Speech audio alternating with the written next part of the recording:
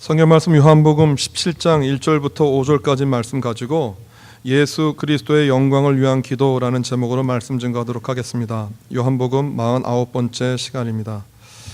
여러분들은 한 사람이 가지고 있는 모습을 진짜 알 수 있는 때가 언제라고 생각을 하십니까?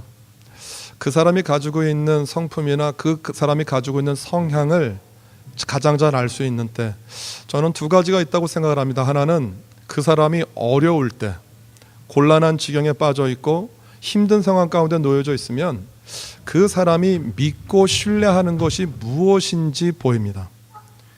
그 사람이 정말 내 힘으로 해결할 수 없는 그러한 상황 가운데 놓일 때 그 사람이 하는 행동을 보면 그 사람이 믿고 있는 것이 무엇인지 나타납니다. 그리고 또 하나, 그 사람을 알 수 있는 또 하나의 모습은 그 곤란하고 어려운 상황이 아니라 잘 되었을 때입니다. 성공하고 모든 것이 풍족하게 채워지고 나면 그 사람 안에 무엇이 담겨져 있었는지 나타나게 됩니다. 이것을 가장 극명하게 보여준 사람이 다윗입니다. 다윗은 시편을 통해서 그가 어렵고 힘들었을 때 어떻게 하나님을 믿고 신뢰하는지 정말 자세하게 우리에게 보여주었습니다. 그래서 그 교회에서 어렵고 힘든 상황 가운데 놓여 있는 분들에게 권하는 책은 시편입니다. 시편에 나와 있는 그 모든 고백들은 우리가 이 세상에서 겪을 수 있는 모든 고통과 아픔에 대한 어떤 변증서이기도 합니다. 다윗은 그렇게 자기의 믿음을 보였습니다. 그런데 다윗이 그런 믿음의 사람이었음에도 불구하고 다윗 안에 무엇이 담겨져 있는지, 다윗의 마음 가운데 어떤 것이 담겨져 있는지 보여주었던 때는 다윗이 성공했을 때였습니다.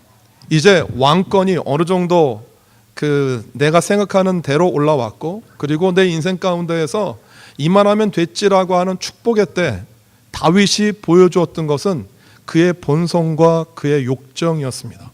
바로 그때 다윗은 바세바를 범하는 실수를 범했고, 그가 모든 인생의 그 희노애락을 다 경험하고 난 다음에 그 인생의 마지막 끝자락에서 다윗이 찾고자 했던 것은 나에게 부여되어 있는 축복이 얼마나 많은 것인지 확인하고 싶었어요. 그래서 다윗이 범했던 실수가 인구조사였습니다. 그래서 사람은 자기의 모습들이 고통의 순간, 그리고 많은 것들을 가졌을 때 그 사람이 무엇을 가지고 있고 무엇을 담고 있는지 보여주고 나타납니다. 그런데 여러분, 예수님의 사역을 쭉 한번 되돌이켜 보면 예수님이 언제나 계속해서 예수님께서 당신의 모습을 보이시고 나타냈던 일관된 태도는 자신은 비우고 겸손해지고 섬기는 종의 모양으로 나타나셨고, 그리고 언제나 기회가 있을 때마다 하나님께 영광을 돌렸고 하나님께 모든 그 영광과 존귀를 올려드렸습니다. 그러니까 한 번도 예수님이 이 땅에서 자기 자신의 영광이나 자기가 이런 사람이라는 것을 나타내신 적이 없습니다. 그런데 여러분들이 요한복음 17장을 읽어가다 보면 의아하게 생각하는 의문을 하나 발견합니다. 그건 뭐냐 하면, 지금까지 예수님의 일생에서 한 번도 당신 자신의 영광을 구하지 않았던 예수 그리스도가 오늘 본문을 통해서 아주 분명하고 정확하게 나를 위한, 예수 그리스도를 위한 영광을 구합니다. 이것을 오늘 본문에 나와 있는 내용 그것을 겉으로만 이해를 하면 예수님이 말씀하셨던 영광이라고 하는 단어 때문에 정말 예수님이 말씀하시려고 하는 것들을 놓치게 되어집니다. 그래서 오늘 본문에서 예수님께서 자신의 영광을 위해서 기도를 했는데 그 영광을 위해서 한 기도의 내용이 무엇인지 한번 살펴보려고 합니다. 요한복음 17장은 이렇게 시작합니다. 이 말씀을 모두 마치신 후, 간단한 도입부에 나와 있는 이 단어가 설명해 주고 있는 그 내용이 참 깊습니다. 왜냐하면 이 말씀을 모두 마치신 후라고 하는 이 말씀은 예수님께서 마지막 제자들과 함께 하셨던 최후의 만찬부터 시작되어지는 긴 강화입니다. 이것을 우리가 다락방 강화라고 얘기를 하는데, 성경에 요한복음에는 요한복음 13장부터 16장까지 나오는 내용입니다. 요한복음이 전체가 21장에 기록되어 있고 예수님의 생애를 13장 전에 1장부터 12장까지 기록했다라고 하면, 예수님이 마지막 최후의 만찬부터 시작하는, 그리고 십자가에 달리기 위해서 잡히시기 전까지 그 몇 시간 안 되는 기간 동안에 했던 내용을 4장이나 걸쳐서 사도 요한이 이야기했다라고 하는 것은 분명히 이 내용 안에 굉장히 깊은 내용과 가르침이 있기 때문에 그래요.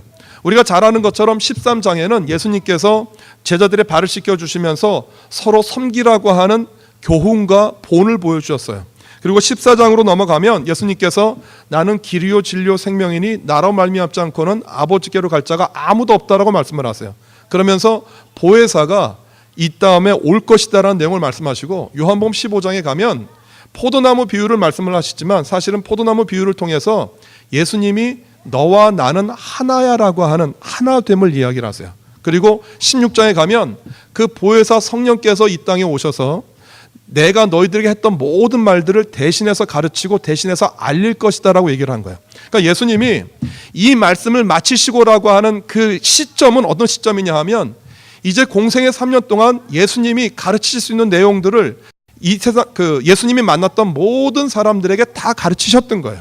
이적과 기적을 통해서 예수님의 사역을 통해서 예수님께서 이 땅에 말하려고 하는 모든 내용들을 다 말하셨어요. 그리고 두 번째는 그 최후의 만찬을 마치고 난 다음에 그 제자들에게 이제 내가 죽고 난 다음에 상심할 제자들에게 너희들이 어떻게 해야 되는지에 대한 모든 내용을 다 가르치신 거예요. 그러니까 이 말씀을 마치시고라고 하는 17장 1절에 소개되어 있는 요 시제는 어떤 거냐 하면 이제 예수님의 모든 가르침과 생애의 교훈들이 이제 다 끝났다라고 하는 거예요. 그 끝난 시점에서 예수님께서 이제 어떤 기도를 하시냐 하면 그 기도가 1절에 나와 있는 이 내용이에요. 뭐라고 말씀하시면 이렇게 얘기를 하세요. 이 말씀을 모두 마치신 후에 예수께서는 하늘을 우러러 보며 말씀하셨다. 아버지, 때가 왔습니다. 아들의 영광을 드러내 주셔서 아들이 아버지께 그 영광을 되돌리게 해 주소서라고 말씀을 하십니다.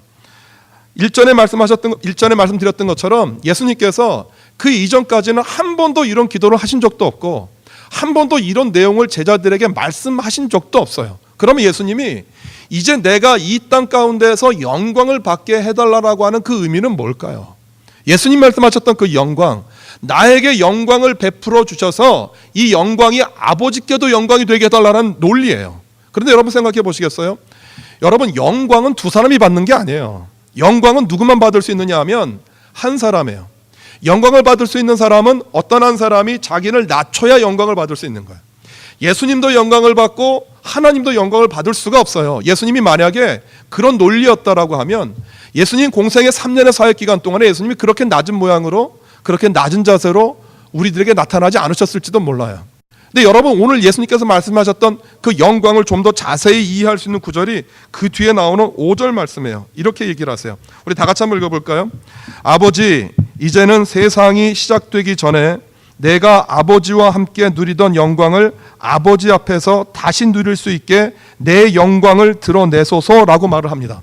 무슨 말이냐 하면 예수님께서 말씀하셨던 이 영광이 어떤 영광이냐 하면 창세 전에 이 세상이 시작도 되기 전에 내가 아버지와 함께 있었던 그 영광을 지금 나에게 보이고 지금 그 영광을 나에게 나타낼 수 있게 해달라고 하는 거예요. 여러분, 이 장면이 나오면 여러분들이 우리가 요한복음을 지금까지 쭉 공부를 했기 때문에 한 가지를 기억하셔야 돼요. 여기서 말씀하시는 처음 시작이 어느 때냐 하면 요한복음 1장을 들어가면서 사도 요한은 태초에라고 하는 단어를 써요. 태초에 이 세상이 시작되기도 전에 하나님과 함께 계셨던 말씀이 곧 그리스도라고 얘기를 하는 거예요. 그러니까 오늘 예수님께서 17장에서 말씀하시는 그 영광은 뭐냐 하면 이 세상에서 누리고 이 세상에서 높아지는 그러한 영광을 말하는 게 아니라 이 세상이 창조되기도 전에 하나님과 내가 함께 있었던 그 영광을 지금 나에게 드러내 달라라는 거예요. 그런데 한번 생각해 보시겠어요? 상식적으로 그 영광을 어떻게 드러낼 수 있어요? 여러분, 그 영광, 하나님과 이 세상이 만들어지기 전에 하나님과 함께 누렸던 그 영광을 어떻게 드러내고 어떻게 보여요? 근데 여러분, 역설적으로 한번 생각해 보시겠어요?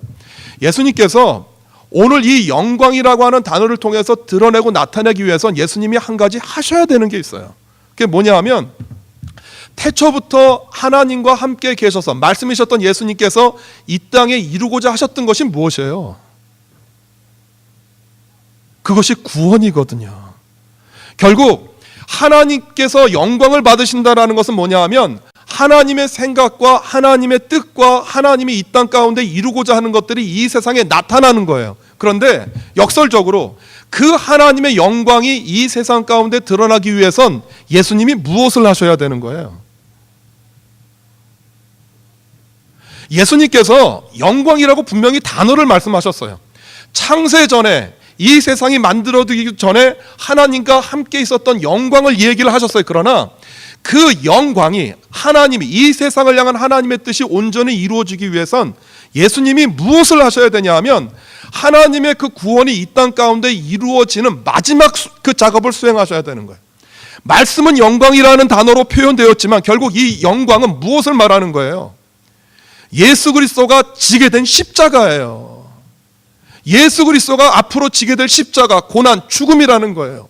예수님께서 그 십자가와 죽음을 오늘 고통과 고난이라는 단어를 통해서 말씀하신 게 아니라 내가 창세전부터 하나님과 함께 있었던 영광이라고 표현을 한 거예요. 그 하나님의 영광이 이 땅에 이루어지기 위해서 이제 나에게 남아있는 그 마지막 사역, 십자가를 지는 그 일들을 나에게 해달라고. 그런데 예수님께서 기도하신 내용 가운데 하나님, 나를 영화롭게 해주셔서 내가 받는 영광으로 아버지도 영광되게 해달라고 하는 이 표현이 어떤 거냐 하면 이것이에요. 여러분, 십자가를 진다라는 것이 예수님의 의지이고 결단이고 선택이긴 하지만 하나님께서 나를 도와주셔야 가능하다라는 거예요. 하나님의 영광으로 나를 돕고 하나님의 영광으로 나와 함께 하셔야 내가 이 일을 할 수 있다라고 하는 거예요. 예수님께서 하셨던 많은 말씀을 통틀어서 한 단어로 설명을 하라고 하면 여러분 뭐라고 말씀하시겠어요? 저는 그것이 무엇이다라고 생각을 하냐 하면 이 세상에서 우리가 예수 그리스도의 십자가를 지는 거예요. 나를 부인하는 것이고 나를 비워서 예수 그리스도의 말씀이 내 안에 온전히 드러나는 것이에요. 이것 가지고 여러 가지로 설교하고 여러 가지로 말씀을 하고 여러 가지로 그 이야기를 하지만 결론은 한 가지예요. 이 세상에서 나를 부인하고 예수님의 십자가를 지는 것, 이것이 예수님께서 말씀하셨던 모든 가르침의 전부예요. 그런데 우리의 고민은 뭐냐 하면 이 십자가를 진다라는 게 내 마음대로 안 돼요. 내가 나를 비우고, 조금 전에 말씀드렸죠. 사람은 언제 행복합니까? 사람은 언제 행복합니까? 사람은 언제 행복하냐 하면 내 생각과 내 뜻이 이루어질 때 행복해요. 다시 말하면 사람이 가지고 있는 본능이 마음껏 표출되어지고 내가 가지고 있는 모든 욕심이 다 이루어지면 사람들은 그것을 행복이라고 생각을 해요. 그런데 예수님이 우리에게 말씀하시는 가르침은 뭐냐 하면 그것이 행복이 아니라 그런 것들을 통해서 하나님의 뜻을 발견하고 깨닫는 것이다라고 얘기를 하는 거예요. 그러니까 우리가 평생 예수 그리스도 안에서 싸워야 되는 싸움은 뭐냐 하면 내 안에 있는 본능과 내 안에 있는 욕심을 버리고 하나님의 말씀으로 채워서 주님의 길을 따라가는 거예요. 그런데 이것이 우리 힘대로 안 돼요. 내가 아무리 노력하고 내가 아무리 애써도 안 돼요. 목사지만 저는 목사지만 제가 아무리 제가 가지고 있는 생각과 마음과 뜻을 다 비우려고 해도 이것이 가능하지 않아요. 내 힘대로 아무리 하려고 해도 이것이 불가능해요. 하루는 해요. 이틀도 해요. 길면 일주일도 해요. 한 달은 해요. 그런데 시간이 어느 정도 경과되어지면 보여지는 성공과 보여지는 출세와 보여지는 많은 유혹들이 내 마음에 가지고 있는 나를 부인하고 예수 그리스도를 따라가는 온전한 십자가를 진다라고 하는 그 모든 것들을 송두리째 앗아가요. 주님께서 오늘 어떤 기도를 하신 거냐 하면 그 마지막 십자가 당신의 영광을 위해서 내가 그 영광을 지울 수 있도록 하나님 나를 도와달라는 거예요. 창세전부터 하나님과 함께 있었던 그 말씀으로, 그 말씀과 함께 있었던 영광으로 나를 도와주셔서 내가 그 길 갈 수 있게 해달라고 얘기를 해요. 그런데 우리에게는 그 길이 항상 고민이고 긴장해요. 전 세계에 있는 굉장히 많은 사람들이 그 100가지 고전으로 꼽을 때 항상 빠지지 않는 소설 가운데 하나가 그 까라마조프가의 형제들입니다. 그 토스토옙스키가 쓴 굉장히 긴 소설입니다. 그런데 내용은 굉장히 길지만 사실 그 내용이 말하고 있는 줄거리는 굉장히 간단합니다. 그 까라마조프가의 형제들은 그 굉장히 사악하고 표독한 아버지 표드로와 3명의 아들의 이야기입니다. 거기에다가 그 사생아였었던 그 스메르 자코프가 곁들여지는 얘기인데 내용은 이렇습니다. 그 아버지 표드로는 굉장히 욕심 많고, 그러니까 우리가 그렇게 생각하면 돼요. 이 세상에서 가장 돈이 많고 표독스럽고 욕심 많고 그리고 굉장히 이기적인 아버지. 그런데 문제는 그 아들 드미트리, 첫 번째 아들 드미트리 사이에서 누구와 그 갈등을 하느냐 하면 그루센키라고 하는 여자를 두고 서로 갈등합니다. 그러니까 세상에서 말하는 막장 드라마입니다. 아버지가 좋아하는 여자하고 그 첫 번째 아들 드미트리가 좋아하는 여자가 같습니다. 그 여인을 두고 서로 다투고 갈등하고 분쟁합니다. 이게 뭐 가능하진 않은 얘기인데, 그래서 그 두 사람 사이에 갈등이 있었는데 어느 날 아버지가 죽습니다. 아버지가 죽어요. 그러자 그 관계를 알고 있었던 그 마을의 사람들, 주변에 있던 모든 사람들이 누가 아버지를 죽였다라고 생각을 하냐면 그 장남이었던 드미트리가 아버지를 죽였다고 생각을 해요. 그런데 아버지를 실제로 죽였던 사람은 그 첫 번째 아들 드미트리가 아니라 두 번째 아들이었던 이반이었었어요. 그 사생아로 함께 있었던 그 스메르 자코프라는 그 사람이 그 아버지 표드로를 죽였는데 그 큰아들이 알았어요. 그래서 그 자기가 무죄한다는 것을 밝히려고 하는 바로 그때 아버지를 죽였었던 그 스메르 자코프가 자살을 해요. 그래서 그 첫 번째 아들이 자기가 무죄인 것을 드러내고 증명할 수 있는 길이 막혀요. 그러자 그 자기가 더 이상 그 노력하지 않고 스스로 사람들이 죄인이라고 말을 하니까 유형장에 그 유배되어지는 장면으로 끝나요. 결국 그 스스로는, 그 드미트리는 그렇게 생각한 거예요. 내가 아버지는 죽이지 않았다 할지라도 아버지와 반목하고 아버지와 싸웠던 그 죄책감으로 그 죄를 뒤집어 쓰고 가는 내용이에요. 그런데 그 이렇게 간단한 막장 드라마가 많은 사람들에게 영향력을 끼쳤던 이유는 뭐냐 하면 그 표드로의 세 아들이라고 했던 드미트리, 이반, 그리고 그 엘루샤라고 하는 세 아들인데, 세 아들이 보여주는 성향과 특징이 정말 정확하게 달라요. 첫 번째 아들은 이 세상 가운데 가지고 있는 본능과 어떤 그 미적인 정서를 가지고 살아가는 사람이고요. 두 번째 아들이었던 이반은 철저한 무신론자예요. 그래서 사실 그 도스토옙스키가 이 글을 썼었던 그 당시가 그 프랑스에서 대혁명이 일어나고 난 다음입니다. 러시아와 프랑스가 전쟁을 해서 러시아가 이기긴 했었지만 그 프랑스 대혁명으로 인해서 자유와 평등과 자유라고 하는 개념으로 러시아가 일대 혼란이 되어졌어요. 그러니까 그 당시 그 봉건 사회 구조에 의해서 갈등하고 부패가 만연했었던 그 러시아가 어떻게 하면 무언가 더 새로운 이상, 새로운 가치, 더 나은 정치 구조가 무엇인지 갈등했었고, 실제적으로 그 도스토옙스키는 그 사회주의 혁명에 가담을 하다가 그 잡혀서 4년간 그 유형 생활을 해요. 그 유형 생활이 그 도스토옙스키를 바꾸는 전기가 되었었는데, 그 소설을 통해서 결국 자기가 가졌던 갈등을 얘기하는 거예요.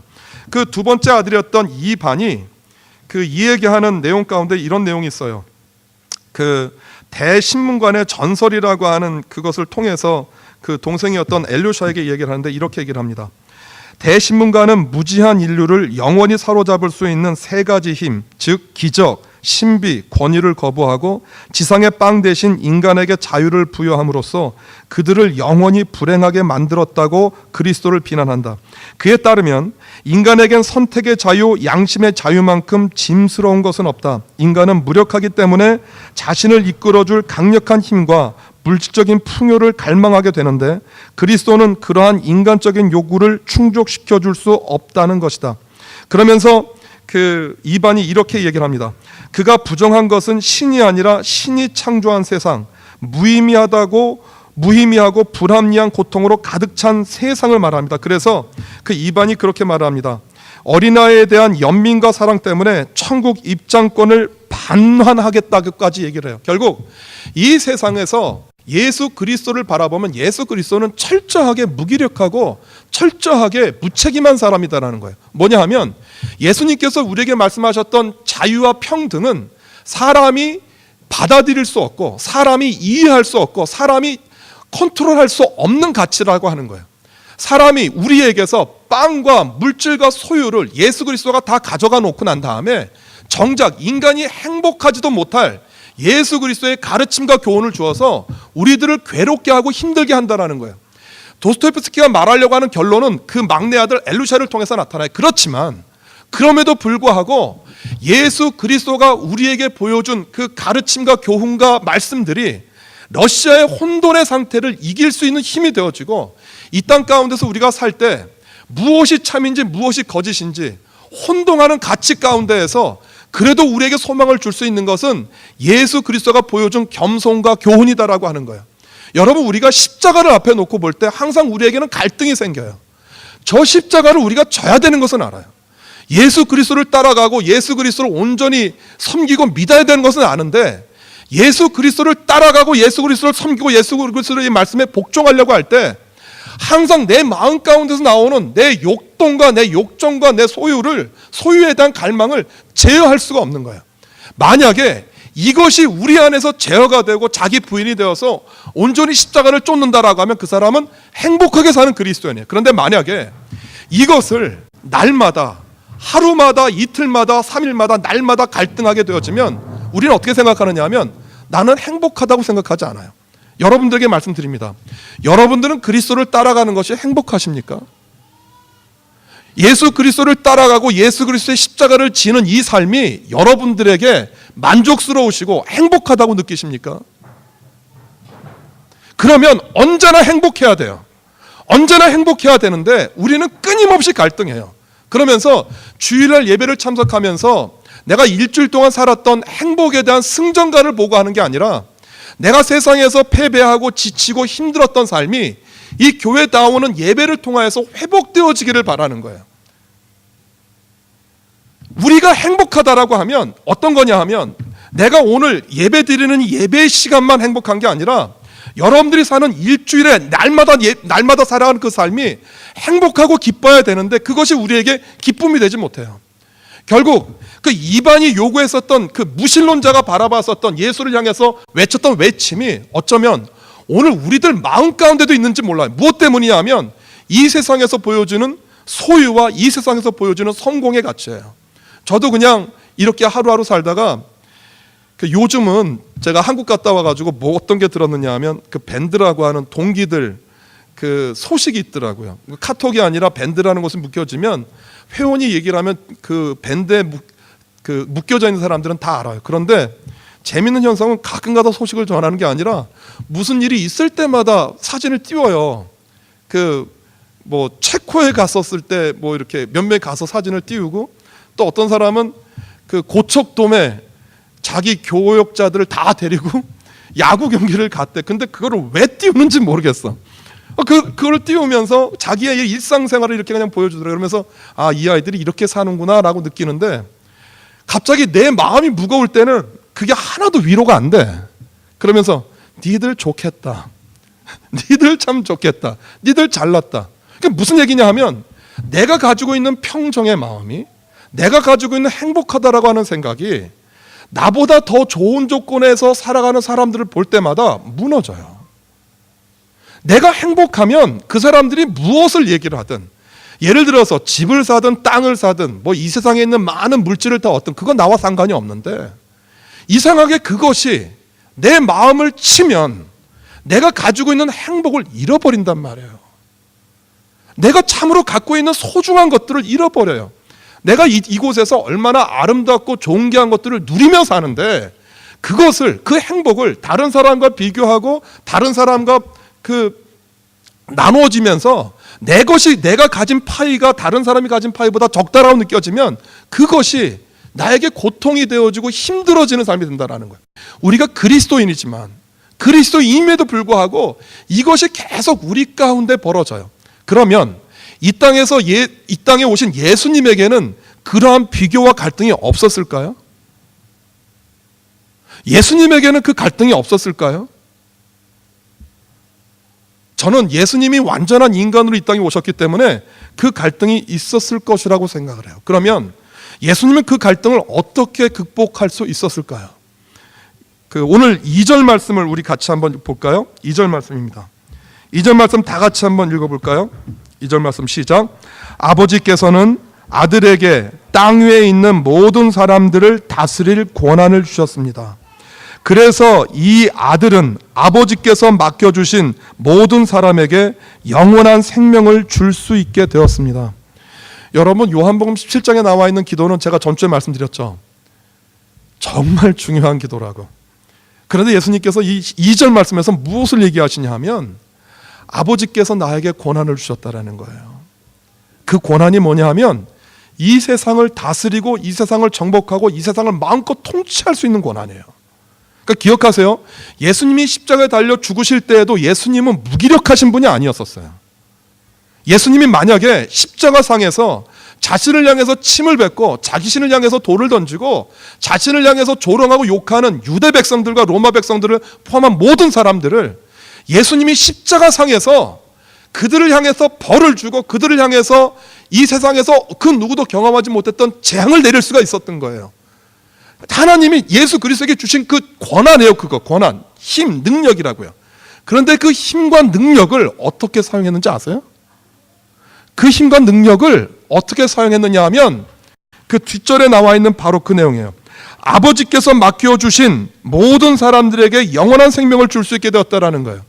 예수님께서 주신 그 권한으로 예수님이 어떤 일을 하셨느냐 하면 나에게 맡겨주신 모든 사람들을 구원할 수 있는 것으로 바꿨다라는 거예요. 예수님이 나에게 힘과 능력을 주셨는데 그 힘과 능력을 나를 위해서 사용하지 않고 누구를 위해서? 이 세상을 구원하고자 하는 하나님의 뜻을 이루기 위해서 사용했다라는 거예요. 오늘 제가 이 말씀을 여러분들에게 답으로 드려요. 우리가 갈등하죠. 저는 알아요. 예수 믿는 거 만약에 쉽다라고 말하는 사람 있으면 저는 그 사람 어떻게 평가하냐 하면 예수 잘 못 믿는 거예요. 만약에 예수 그리스도를 쫓아가는 것이 나에겐 너무너무 편합니다. 정말 이지고잉하는 겁니다. 예수 그리스도를 믿고 따라가는 것이 나에겐 너무너무 쉽습니다라고 말하는 분 계시면 저는 그거 믿지 못하겠어요. 어려워요. 힘들어요. 날마다 갈등해야 돼요. 그 날마다라고 하는 거는 24시간이에요. 평생을 잘 믿었다가 마지막 한순간에 넘어져서 내가 살아왔던 모든 발걸음들을 전부 흙탕물로 빠뜨려 드릴 수 있어요. 그 한순간의 실수와 잘못이. 여러분, 이것이 우리가 사는 세상에서 그리스도인이 되어지는 길이에요. 여러분, 그 길을 걸어가고 있는 저와 여러분들에게 제가 위로를 드리고 소망을 드릴 수 있는 것은 바로 오늘 예수님께서 하셨던 이 말씀이에요. 여러분, 우리에게 하나님의 뜻이 필요해요. 나를 향한 하나님의 뜻. 오늘 내가 살아가는 하루하루 살면서 내가 어떻게 살아야 되는지, 오늘 나에게 부여된 실패든 성공이든 행복이든 고통이든 괴로움이든 그 나에게 주어진 모든 상황을 내가 가지고 있는 내 욕동, 내 디자이어로 보는 게 아니라 나를 향하신 하나님의 뜻 안에서 보는 눈이에요. 예수님께서 결론적으로 사역에 성공하실 수 있었던 힘은 어디에 있었느냐 하면 예수님의 관심이 언제 어느 순간 어느 때이든지 당신을 향해서 이 땅에서 이루어야 되는 하나님의 뜻에 초점이 맞춰져 있었어요. 여러분, 그것이 예수님의 사역을 성공으로 이끌었고 예수님께서 이 땅에서 하나님의 영광을 드러낼 수 있게 만드셨어요. 우리에게 중요한 것은 성공이에요. 우리에게 중요한 것은 잘 사는 거예요. 우리에게 중요한 것은 자녀들이 잘 되는 거예요. 자녀들이 소유가 많아지고 신앙도 좋고 믿음도 좋고 이 세상에서 성공한 사람으로 사는 거예요. 우리들의 소망은 우리들이 눈앞에 보여지는 모든 치수와 지수가 높아지고 잘 되는 거예요. 이것이 나쁘다라는 게 아니에요. 이것이 여러분들에게 하지 말라라고 하는 게 아니에요. 제가 여러분들한테 고난을 받으시고 십자가를 지고 날마다 죽으십시오라고 말하는 게 아니에요. 정말 우리들에게 필요한 것, 우리에게 소중한 것은 뭐냐 하면 내게 주어져 있는 그 현실 현장 안에서 나를 향하신 하나님의 뜻을 보는 거예요. 저는 말씀드릴 수 있어요. 오늘 내 삶을 향한 하나님의 뜻이 보여지면 여러분들의 상황이 어떠하든지 여러분들은 행복해지실 수 있어요. 비록 여러분들이 가진 것이 남들이 가진 것보다 적다 할지라도, 여러분들이 이 세상에서 성공했다 할지라도, 많은 소유와 재물을 여러분들이 누리신 분이라 할지라도 나를 향한 하나님의 뜻을 놓치지 않으면 여러분들은 행복하고 여러분들은 이 땅에서 존귀한 삶을 살 수 있는 분이세요. 그 하나님의 뜻을 알 수 있도록 예수님이 하셨던 기도 하셨으면 좋겠어요. 하나님, 나를 영화롭게 해주십시오. 그 영화는 세상에서 말하는 성공과 높아짐이 아니라 하나님의 뜻을 따라갈 수 있는, 십자가를 기꺼이 질 수 있는 순종과 겸손이었던 거예요. 오늘 그 은혜가 우리 가운데 있기를 바라고, 그 예수 그리스도가 말씀하셨던 하나님의 뜻을 따라가는 그 길들이 우리 눈에 보여지고 나타나는 저와 여러분 되어주시기를 주님의 이름으로 소원합니다. 기도하겠습니다. 예수님, 우린 참 많이 넘어집니다. 그리고 참 많이 쓰러집니다. 내가 기대했던 성공, 내가 기대했던 성취를 이루지 못할 때마다 한없이 낙담해서 쪼그라듭니다. 주님이 우리를 향해서 안타까워하시는 것은 우리들이 실패하고 성공하지 못했기 때문이 아니라 우리들을 향한 하나님의 뜻을 놓치기 때문임을 기억하게 도와주십시오. 그래서 이 땅에서 우리들이 세상에 보여주는 치수로 아무리 성공하고 아무리 물질이 많아지고 아무리 많은 것을 가졌다 할지라도 우리를 향한 하나님의 뜻을 놓치지 않는 당신의 사랑하는 백성들 될 수 있도록 주여 도와주옵소서. 예수 그리스도가 나를 영화롭게 하셔서 아버지의 이름을 영광스럽게 해달라고 했던 이 기도가 우리들의 기도가 될 수 있도록 도와주십시오. 우리가 하나님의 뜻을 알 수 있는 지혜와 계시의 눈이 열려서 우리의 삶을 통해 하나님을 영화롭게 할 수 있는 우리 모두가 될 수 있도록 주님 축복하여 주옵소서. 예수님의 이름으로 기도드립니다.